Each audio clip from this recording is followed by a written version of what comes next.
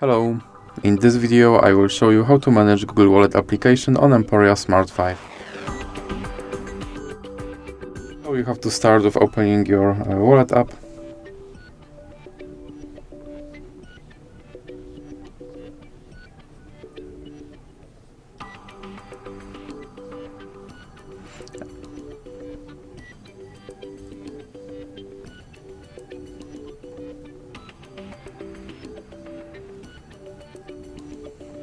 And now click on View Wallet. And here on the main screen you can add credit card to your wallet, or you can click on your avatar. And here you can set up payment, you can choose payment methods, you can check out password manager, or you can see your data stored in wallet, or you can enter wallet settings. And that's basically everything that you can do in this application, so that's it for this video. If you liked it, please remember to leave a like and subscribe.